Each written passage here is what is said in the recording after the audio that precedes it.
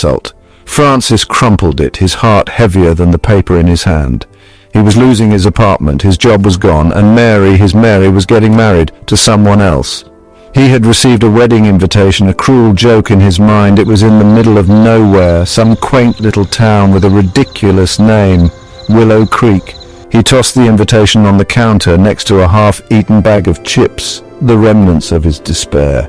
He should just stay here, wallow in misery. But a morbid curiosity, a need to see her one last time, gnawed at him. The drive was long, the highway giving way to narrow country roads. The further he drove, the more isolated he felt, the silence around him amplifying the turmoil within. He thought of Mary, her laughter, her touch, all distant memories now. He gripped the steering wheel, his knuckles white. He should have fought harder, should have been a better man. Now she was marrying some city slicker, probably some lawyer with a fancy car and a trust fund. The thought left a bitter taste in his mouth. As the sun began to set, casting long, eerie shadows across the road, he finally reached Willow Creek. The town was smaller than he imagined, a collection of houses huddled around a gas station and a general store.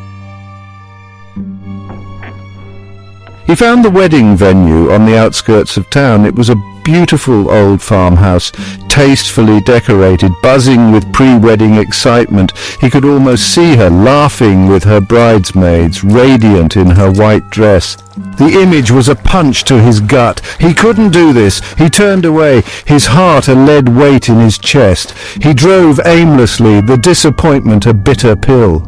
He spotted a dirt road barely visible through the trees. He followed it, his headlights illuminating a crumbling stone structure, an abandoned church.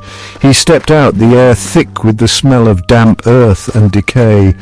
The door creaked open, revealing a dusty interior lit by slivers of moonlight. He walked down the aisle, his footsteps echoing in the silence.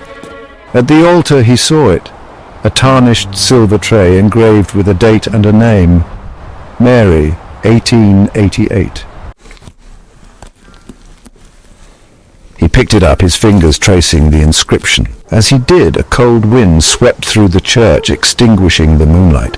A low moan echoed from the altar. He turned, his blood turning to ice. Standing there in the darkness was a skeletal figure clad in a tattered white gown. Empty sockets stared at him.